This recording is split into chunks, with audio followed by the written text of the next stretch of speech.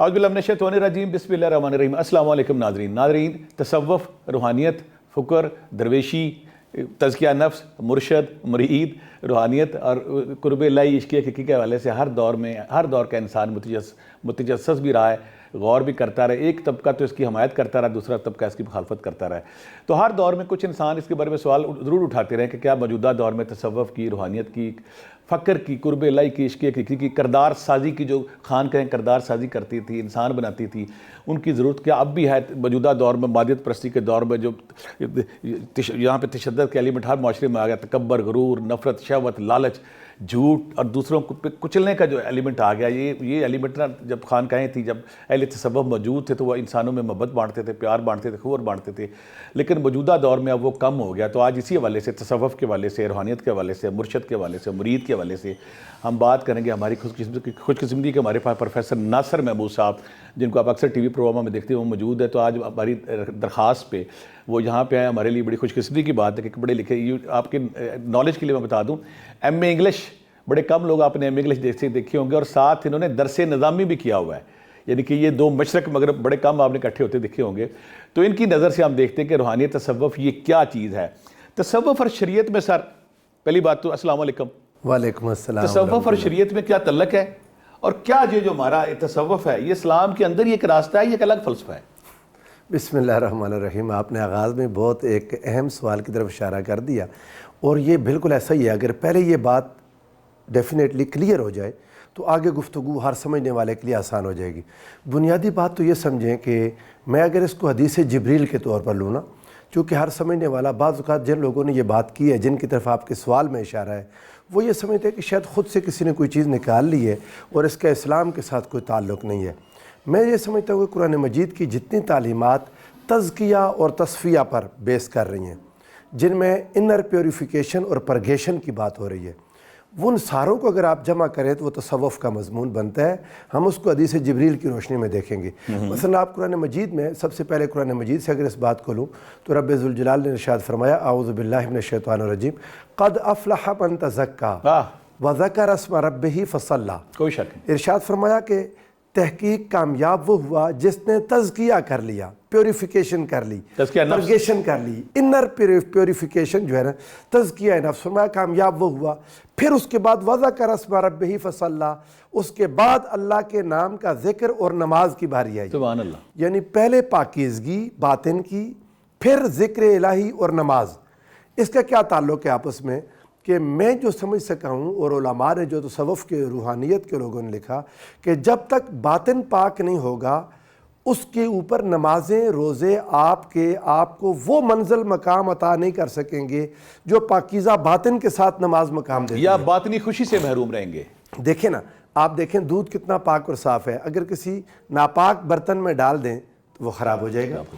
بالکل ایسے ہی ہے کہ نفس کا تزکیہ کرنا اور اس کو پاکیزہ کرنا نماز کی مدد سے ہے، وہ ذکر کی مدد سے ہے، لیکن اس کی طرف توجہ دینا کہ اس کو پیوریفائی کرنا ہے، یہ اتنا ضروری ہے کہ اللہ رب العزت نے اس کو نماز اور ذکر سے پہلے رکھا، مقدم رکھا۔ سبحان اللہ۔ اب اگر میں اس کو دیکھوں تو اگر کوئی یہ بات جو آپ کی نا بہت بنیادی ہے کہ کیا یہ اسلام کے علاوہ کوئی چیز ہے، تو نہیں۔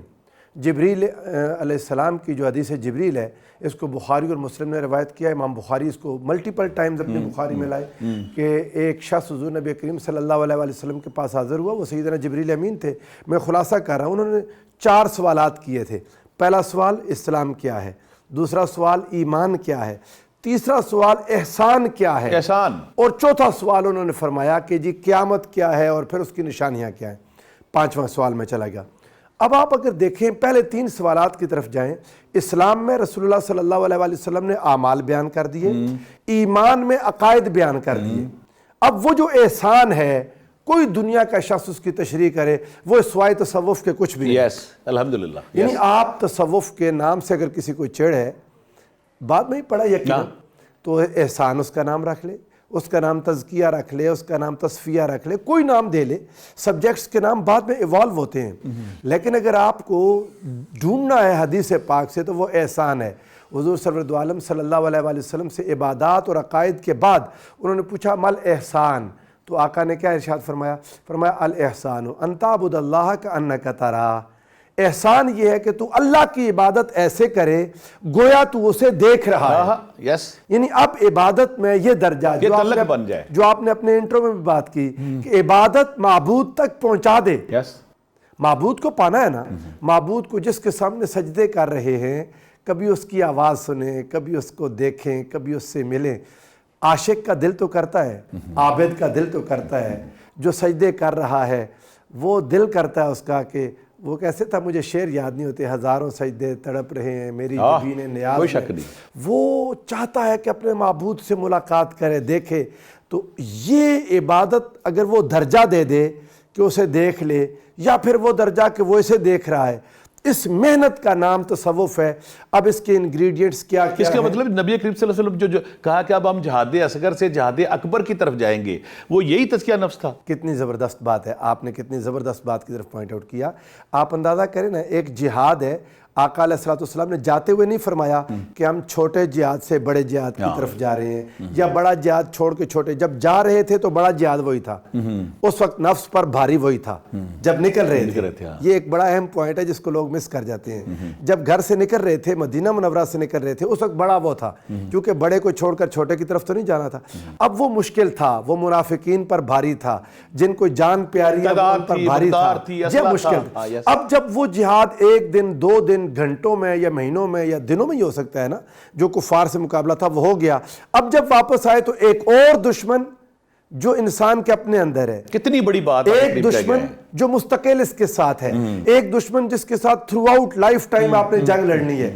اب یہ جہاد اصغر سے جہاد اکبر کی طرف لوٹ رہے ہیں, اور وہ دیکھیں, آپ اندازہ کریں, اس سے غفلت ہے. آپ بھٹی صاحب مجھے قبلہ اجازت دیں پروفیسر صاحب, تو میں اس میں ایک بات پلیز. جو شیطان ہے نا, شیطان ہمارا اللہ نے فرمایا انہو لکم عدو مبین, وہ تمہارا واضح دشمن ہے. جو شخص دشمنی والا ہوتا ہے, میرے پاس نا بعض اوقات کو بچوں کو, چھوٹے بچوں کے میں اسکول چلا رہا ہوتا ہوں, تو کوئی ایک بندہ آیا, مجھے اس نے رلا دیا, میں دیر تک اپنے آفس میں روتا رہ گیا. اس نے کہا جی آپ کے اسکول کی سیکیورٹی کیسی ہے, آپ کے اسکول کی سیکیورٹی کا. میں بار بار وہ پوچھے, میں نے ان سے پوچھا آپ یہ بات کیوں بار بار پریشان ہو رہے ہیں, ایک سیکیورٹی ہم نے سسٹم رکھا ہوا ہے. وہ کہتا ہے میں دشمنی والا ہوں, میں دشمنی والا ہوں, میں اپنے بچے کو ایسے اسکول میں نہیں بھیج سکتا جہاں سیکیورٹی لیپس ہوں. وہ چلا گیا, لیکن میرا دل, میں دھاڑے مار کے رویا. ہم سب دشمنی والے ہیں لیکن بے فکر ہیں. دشمن سے بے فکر ہے, دشمن سے, وہ عدو مبین جو سب سے جس نے کہا تھا میں ہر راستے سے آؤں گا, ہاں, ہر موڑ پہ کھڑا ہوں گا میں. ثم لآتینہم من بین ایدیہم ومن خلفہم وعن ایمانہم وعن شمائلہم ولا تجد اکثرہم شاکرین. اس سے نہ اپنی اولاد کو بچا رہے ہیں, نہ اپنے آپ کو بچا رہے ہیں, نہ اپنے گھر والوں کو بچا رہے ہیں. ایک اگر معمولی دشمنی ہو کسی سے, قتل مقاتلے یا زمین کی, تو اتنی فکر لگ جاتی ہے. اور وہ دشمن جو ہر جگہ سے ہمیں دیکھ رہا ہے, انہو یراکم ہوا وقبیلہ من حیث لا ترونہم, اس کے خلاف جہاد یہ تصوف کر سکتا تھا. بد نصیبی یہ ہوئی کہ اس کے خلاف ہی لوگ, جو اس شیطان کو مار سکتا تھا, ہم نے اسی کے خلاف سفارہ ہو گئے. بڑی پیاری بات کی. ناصر بھائی یہ بتائیں کہ جو تصوف ہے یہ خدا تک پہنچنے کا راستہ ہے یا اپنی اصلاح کرنا ہے؟ دیکھیں بات یہ ہے کہ دونوں چیزیں ایک ہی ہیں. اصلاح کے بغیر خدا کو انسان نہیں پا سکتا. بل تؤثرون الحیات الدنیا والآخرۃ خیر وابقیٰ. رسول اللہ صلی اللہ علیہ وآلہ وسلم کی امت کا جو امتحان ہے وہ حب دنیا ہے, جاہ و مال اور حشمت کی محبت ہے. آقا علیہ السلام نے ارشاد فرمایا تھا انی لا اخشی علیکم ان تشرکوا بعدی ولکنی اخاف علیکم الدنیا ان تتنافسوا فیہا. مجھے یہ ڈر نہیں کہ تم شرک میں پڑ جاؤ گے, مجھے یہ ڈر ہے کہ تم دنیا کی محبت میں پڑ جاؤ گے. کوئی شک نہیں. اس دنیا کی محبت کی وجہ سے لالچ آتا ہے, تکبر آتا ہے, حسد آتا ہے. دنیا کے جو آپ کہتے شہوات دنیا انسان کے اندر آتی ہیں, وہ کسی کی وجہ سے جھوٹ بولنا پڑتا ہے, کسی کی وجہ سے آپ کو فراڈ کرنا پڑتا ہے, مسلیت, ہاں, کہیں پر مال حرام آ جاتا ہے, کہیں پر آپ یہ ساری بیماریاں جو آپ کے پاس آ جاتی ہیں یہ دنیا کی محبت کی وجہ سے ہیں. ان بیماریوں کے ہوتے ہوئے آپ اس پاکیزہ ذات سے نہیں مل سکتے. وہ تو حضور سرور عالم صلی اللہ علیہ وآلہ وسلم کے معراج کا ذکر ہوا تو لفظ سبحان سے ہوا, وہ پاکیزہ ذات ہے. دیکھیں ہم نماز میں اس کے سامنے کھڑے ہوتے ہیں, وضو کے بغیر اس کے پاس کھڑے نہیں ہو سکتے. ظاہر بھی پاک ہو, تب جا کے ہم مسلح پر کھڑے ہو سکتے ہیں. اور جب تک باطن پاک نہیں ہوگا اس کی ملاقات کا تصور ہی محال ہے. تو جب تک انسان اپنے اندر سے ان بیماریوں کو دور کرنے پر محنت نہیں کرے گا, وہ صفائی نہیں کرے گا, اجلا پن نہیں لائے گا, ملاقات کا تصور. یعنی کہ ظاہر باطن کا تضاد جب تک دور نہیں ہوتا, واہ, ظاہر باطن کا تضاد, ہمارا سارا معاشرہ اسی میں الجھا ہوا ہے نا, اور سر سے پاؤں تک ریل حقیقی طور پہ الہی رنگ میں نہیں رنگا جاتا تو دربار حق میں کیسے کھڑا ہوگا؟ یہ ڈائیکاٹمی دور کرنی ہوگی. باطن کا تضاد. بہت سارے لوگ نا جو منکرین ہیں ہر دور میں نشتہ زنی کرتے رہے, افیون کہتے ہیں کہ جو تصوف ہے, روحانیت ہے, فقر ہے, درویشی ہے, افیم یا فیون کا درجہ سے دیتے ہیں. ہمارے لوگوں کو یہ بالکل گائیڈنس دیں یا ان کی رہنمائی کریں کہ یہ افیون نہیں ہے. اصل میں نا وہ کچھ لوگ جو اس میں ایک انتہا پر چلے گئے, جنہوں نے رہبانیت اختیار کر لی جو کہ تھی نہیں, ان کو دیکھ کر ان کی مثالیں دے دے کر لوگوں نے ادھر چلا. اسلام میں تو زہد ہے. جو انسان واقعی ایک بات ہے پروفیسر صاحب قبلہ, آپ چونکہ اس راستے کے مسافر بھی ہیں نا, آپ شاید لوگوں کو زیادہ اچھا بتا سکیں گے. جب عشق ہو جائے, ہائے ہائے, محبوب کی ایک اداب ہے جی, تو یہ ایک عشق میں انسان اسی طرح ہی ہو جاتا ہے دنیا و مافیا سے بے خبر, جس طرح نشے میں ہو جاتا ہے. لیکن ان لوگوں کو نہیں پتا یہ بے خبری ان کی خبر سے زیادہ اچھی ہے. یہ بے خبری ان کی خبر سے, جس خبر کو جس کو وہ خبردار ہونا کہتے ہیں, یہ بے خبری اس سے بدرجہ افضل ہے جو عشق میں ہے, جو عشق حقیقی میں ہے, جو مالک حقیقی کی محبت میں وہ گم ہے. وہ تو ید بیضا لیے بیٹھے ہیں اپنی آستینوں میں. تمہیں کیا پتا دنیا اور آخرت کو انہوں نے جمع کیا ہوا ہے. انہوں نے تو دنیا اور آخرت کی بھلائیاں ان کے پاس ہیں. اللہ علاقوں میں حضور سرورت عالم صلی اللہ علیہ وسلم کی صحیح حدیث ہے, ان کی وجہ سے اللہ لوگوں کی مدد کرتا ہے, ان کی وجہ سے اللہ لوگوں کو رزق عطا فرماتا ہے, لوگوں کی اللہ تعالیٰ فضل فرماتا ہے. جس خاندان میں یہ ہوتے ہیں, جس محلے میں یہ ہوتے ہیں, جس ملک میں یہ ہوتے ہیں, یہ تو برکت والے ہوتے ہیں. کوئی شک نہیں, کسی بھی معاشرے کا عطر ہوتے ہیں یہ تو. سبحان اللہ, معاشرے کا تعفن دور ہوتا ہے ان سے دور. اگر ہم سادہ لفظوں میں, ہمارے دیکھنے والے بہت سارے کہتے ہیں کہ یہ تصوف اور روحانیت, سادہ لفظوں میں ایک فکرے میں اگر ہم تصوف اور صوفی پہ بات کریں تو تصوف کیا ہے اور صوفی کیا ہے؟ بات یہ میں آپ کو ایک عرض کروں, اسی باطن کی پاکیزگی کے راہ پر چلنے والا صوفی ہے. اخلاقی حسنہ کی مراج. جی ہاں, باطن کی پاکیزگی, یعنی آپ دیکھیں نا باطن کو کن چیزوں سے پاک کرنا ہے. یہ بات اگر ہمارے سننے والے سمجھنا چاہیں, جسمانی بیماریاں ہوتی ہیں, ہمارا جسم مادہ ہے, یہ مادیت ہے, میٹیریل ہے. ایک سپرٹ ہے, روحانیت جسے کہتے ہیں, وہ ہماری روح سے متعلق ہے. روح کو بھی بیماریاں لگتی ہیں, جسم کو بیماریاں لگتی ہیں. ہر بیماری کا الگ علاج ہے, ہر بیماری کی الگ پرہیزیں ہیں, ہر بیماری کا الگ طریقہ کار ہے اسے کیور کرنے کا. ایسے روح کو بیماریاں لگتی ہیں. وہ کون سی بیماریاں ہیں جو روح کو لگتی ہیں؟ حسد لگ جاتا ہے, بغض لگتا ہے, تکبر ہے, غرور ہے, جھوٹ ہے, منافقت ہے, کینہ, بغض, کینہ ہے. ہمارے معاشرے میں دن رات یہ چلتا ہے. یہ ساری چیزیں روح کو دیمک کی طرح یعنی اسے کھا رہی ہیں. اب روح کو ان سے پاک کرنا ہے, کیا کریں گے؟ سبحان اللہ. کوئی دنیا کا ڈاکٹر تو بتا نہیں سکتا. اب روح کو جھوٹ سے پاک کرنا ہے. جھوٹ سے پاک کرنے کے لیے آپ کو اپنے جو پریکٹس کرنی ہے, جو محنت کرنی ہے, اسے مجاہدہ کہہ دیتے ہیں. مجاہدہ کیا ہے؟ اپنے آپ کو پہلے ان بیماریوں کو سمجھنا کہ مجھے کون کون سی بیماریاں لگی ہوئی ہیں. تصوف یہی کرنا ہے, محاسبہ کرنا اپنا. یہ دیکھیں نا, یہ جو خانقاہیں ہیں نا, یہ اکیڈمیز ہیں, کردار سازی, انسان سازی. یہ سکولز, اکیڈمیز ہیں, یونیورسٹیز ہیں, اور بلکہ یہاں پہ انسان بنتے ہیں. یہ لیبارٹریز ہیں, یہ لیبارٹریز ہیں. یہ سکین کر کے آپ کو بتاتی ہیں کہ آپ کی روح کو کون کون سی بیماریاں لگی ہوئی ہیں. یہ دم تعویذ, یہ ساری چیزیں اس کی جو کہتے ہیں بائی پروڈکٹ ہے. بائی پروڈکٹ ہے. ان میں برکات بھی ہیں, دم میں بھی برکت ہے, تعویذ میں بھی برکت ہے, وہ ساری, لیکن یہ بائی پروڈکٹ ہیں. یہ اس کی کوئی ڈیمانڈ نہیں ہے. کئی دفعہ ایسا ہوگا کہ اچھا یہ جو امامہ ہے, یہ جو جبہ کبا ہے, یہ بھی بائی پروڈکٹ ہے. لوگوں نے اسی کو اصل سمجھ لیا, اسی کے پیچھے پڑ گئے. کبھی بعض اوقات آپ جیسے جن کو نظر نہیں آئے گا صوفی ہیں, بظاہر لگتے ہوئے جناب یہ کوئی ایک بابو لگ رہے ہیں, لیکن صوفی ہیں اندر سے. اب باطن کا کھیل ہے, باطن کا نہیں. داتا حضور نے بڑی پیاری بات کی, تصوف وضع قطع ٹوپی منکوں کا نام نہیں ہے. تصوف باطن کی اصلاح کا نام باطن ہے کی بات کی اچھا اب وہ باطن کی اصلاح کے لیے یہ جو خانقاہ تھی نا، ہمارے جو فرعون بیٹھے ہیں، شیش ناگ بیٹھے ہیں، جو بھیڑیے اندر بیٹھے ہیں جس سے معاشرہ کچلا جا رہا ہے. اچھا یہ بات کرنے سے بھی ڈر لگتا ہے، جنہوں نے جہاں پر آپ چلے جائیں نا، اب تو خانقاہوں کا نظام بھی اللہ تعالیٰ رحم کرے، بیٹی صاحب میں ڈرتا ہوں. وہاں تو سجادہ نشین ہو گیا نا. قبروں کے اندر نیک موجود تھے، ان کے اوپر جو قابض ہیں وہ خطرناک وہ لوگ. گدی نشین لوگ آگے. اچھا ان میں سے اکثر کو آپ جائیں پلاٹوں کا چکر، گاڑیوں کے چکر، دولت پیسہ اسی کے پیچھے پڑے ہوئے ہیں. یہ تو خود بیمار ہیں بیچارے روحانی طور پر. انہوں نے علاج کیا کرنا ہے؟ بڑی پیاری بات. انہوں نے کیا علاج کرنا ہے؟ دیکھیں روحانی، میں نے کہا وہاں پر ایکس رے ہونا تھا روح کا، وہ لیبارٹری تھی، وہاں پر جا کے سکین کرنا تھا کہ روح کو بیماری کون سی لگی ہے. جب پہلے اس کی یعنی کہتے ہیں بیماری کی تشخیص ہو گئی، ضروری ہے. اب تشخیص کے بعد علاج کیا ہے، اس علاج کے ساتھ پرہیز کیا ہے. یہ جس نے بتانا تھا وہ صوفی تھا، جس نے بتانا تھا. جی ہاں. اور جس نے یہ کام کرنا ہوتا ہے وہ سالک ہے. پھر وہ محنت کرتا ہے، بار بار اپنے استاذ کے پاس جاتا ہے. اس راستے میں مشکلات بھی آتی ہیں. جب آپ دیکھیں نا جم میں کوئی چلا جاتا ہے، جم کا ایک انسٹرکٹر ہوتا ہے.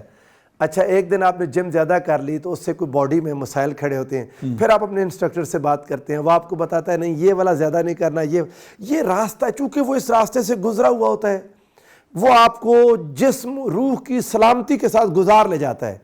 ورنہ موجود سب کچھ ہے، کتب قرآن میں ہے، حدیث میں ہے. آپ کسی بھی استاذ کے پاس نہ جائیں، ان چیزوں کو پڑھیں. ممکن ہے اللہ راستہ دیتا ہے، قرآن مجید ہے، لیکن یہ ہے کہ مشکل بہت ہو جائے گا، مشکلات زیادہ آئیں گی.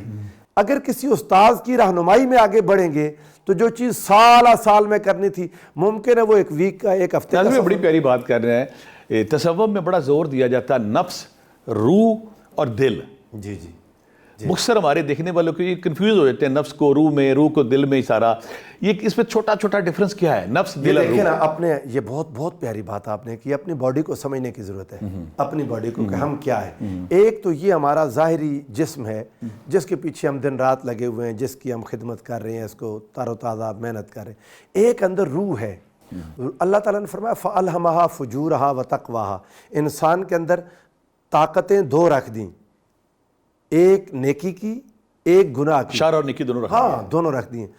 گناہ کا جو اندر ایجنٹ ہے، نمائندہ ہے، وہ نفس ہے.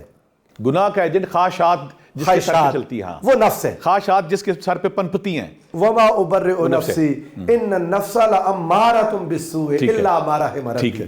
ٹھیک ہے. اچھا ایک ہے روح، جو انسان کی زندگی کی ضامن بھی ہے، جسم و روح جب تک قائم رہتے ہیں، اور وہ نیکی سے خوش رہتی ہے. اچھائی سے، نیکی سے، پارسائی سے، طہارت سے. یہ عالم لاہوت سے آئی ہوئی ہے، عالم ارواح سے آئی ہوئی ہے. یہ اللہ کے پاس عالم ارواح میں رہی، وہاں سے انسان کے جسم میں ایسے قید ہے جیسے پنجرے میں پرندہ قید ہوتا ہے. یہ انسان کی نیکی سے خوش ہوتی ہے روح. کوئی شک. قلب کیا ہے؟ قلب وہ مقام ہے جہاں سے انسان نیکی اور گناہ کو پرسیو کرتا ہے. وہاں سے. اب یعنی دماغ کے بھی اپنے نیورونز ہیں، قلب کے اپنے ہیں. اب تو دنیا اس پر آ گئی. یہ جو لَهُمْ قُلُوبٌ لَا يَفْقَهُونَ بِهَا وَلَهُمْ آذَانٌ لَا يَسْمَعُونَ بِهَا. وہ قلب ہے. اگر آپ نیکی اس پر غالب کر لیں تو انسان کی روح طاقتور ہوتی ہے، اور اگر اس پر گناہ غالب کر لیں تو روح مردہ ہوتی ہے، نفس طاقتور ہو جاتا ہے. اس میں جو صوفیہ کرام کثافت اور لطافت کا تصور دیتے ہیں کہ کثافت کو زائل کر کے لطافت میں ڈھلنا ہے، وہ یہی پروسیس ہوا. بالکل ایسے، بالکل یہی ہے، بالکل یہی. جتنا آپ نیکی کریں گے آپ لطافت میں قریب ہوتے جائیں گے، جتنا آپ برائی کی طرف جائیں گے کثافت آپ کے جسم میں اندھیرا آتا چلا جائے گا. اس کو روشنی اور اندھیرے کی مثال سے لے لیں. نیکی روشنی ہے، گناہ اندھیرا ہے. جب گناہ کرتے ہیں تو باطن اور دل اندھیرے سے بھر جاتا ہے. کوئی شک نہیں. نیکی روشنی ہے. جب روشنی آتی ہے نا تو گناہ وہ اندھیرا مٹتا ہے. اس بات کو قرآن نے کہا ان الحسنات یذہبن السیئات. جب انسان نیکی کرتا ہے تو وہ اندھیرا دور ہوتا جاتا ہے، روشنی پھیل جاتی ہے. اب آپ اس روشنی کو جتنا بڑھاتے چلے جائیں گے، وہ نیکی کا نور انسان کے باطن سے اس اندھیرے کو دور کرتا. اس اندھیرے میں شیطان کام کرتا ہے. چور ہے نا، جہاں پہ گرے زون آئے گا، الوژن آئیں گے، وہ گرے ایریاز ہیں. یہ آپ کو کون بتاتا ہے؟ مرشد بتاتا ہے. بڑی پیاری آپ نے بات کی. تصوف کی کوئی کتاب اٹھا لیں، تصوف کا کوئی واقعہ اٹھا لیں، ایک ایک لفظ ایک ایک حرف بالکل پکارتا ہے کہ راہ تصوف میں مرشد کا ہونا بہت ضروری ہے. ہمارے دیکھنے والوں کے لیے آج آپ کی صحبت سے ہم فیض اٹھائیں گے کہ تصوف میں مرشد کا کامل ہونا کتنا ضروری ہے, اس کے بغیر سفر پاسبل ہے یا نہیں. میں آپ کو بتاؤں, جیسے کوئی انسان فزکس استاذ کے بغیر نہیں پڑھ سکتا, کیمسٹری نہیں پڑھ سکتا, لٹریچر نہیں پڑھ سکتا, استاذ کی ضرورت ہے. اچھا, کتابوں سے پڑھ کے کوئی انسان, اگر دو طرح کے لوگ ہیں نا, کسی نے استاذ سے پڑھا ہے اور کسی نے صرف کتاب سے اور نوٹس سے پڑھا ہے, آپ ان دونوں کو بٹھا دیں, ان کی کوالٹی میں ہی فرق بڑی ہوگا. پیاری بات کی, ان کی کوالٹی میں فرق ہوگا. بڑی پیاری بات. بغیر استاذ کے پڑھا ہوا آگے پڑھا نہیں سکتا, ہاں, آگے پڑھا نہیں سکتا. جس نے استاذ سے سیکھا ہے نا, وہ آگے بڑھتا ہے, وہ آگے بڑھتا ہے, وہ آگے مزید پھیلاتا ہے, وہ کئی لوگوں کو اور سکھاتا ہے. استاذ کے ہونے سے یہ ہوتا ہے کہ بعض اوقات ایک ایگزام جو آپ کتاب سے پڑھ کے کئی عرصے میں کامیاب نہ ہو سکیں, استاذ بسا اوقات اس کے پاس ایسے شارٹ کٹس بھی ہوتے ہیں, ایسے آسان طریقے بھی ہوتے ہیں, محنت وہاں کرواتا ہے جہاں کرنی چاہیے. میں نے اس کی پہلے مثال دی تھی. 100% یعنی آپ اگر اس کو آپ نا ٹیکسٹ بک ایگزامپل کے طور پر لیں تو یہ جو ہمارے نوجوان چونکہ جین زی جاتی ہے نا اپنی باڈی فٹنس کے لیے, یہ کہاں جاتے ہیں, جم میں جاتے ہیں. انسٹرکٹر کے بغیر ایکسرسائز کرنا بھی فائدہ ہے, لیکن انسٹرکٹر کو اتنے زیادہ پیسے دے کر کیوں کرتے ہیں؟ خواتین و حضرات, تصوف, روحانیت, مرشد, مرید, تزکیہ نفس, اصلاح قلب, ان سارے موضوعات پہ ناصر ہمارے جو بھائی ہیں بڑی شاندار گفتگو کر رہے ہیں اور آپ سب فیض یاب بھی ہوتے ہوں گے. وقت آگے ایک چھوٹے سے بریک کا, بریک کے بعد پھر حاضر ہوتے ہیں. ہماری اسکرین سے جڑے رہیے گا.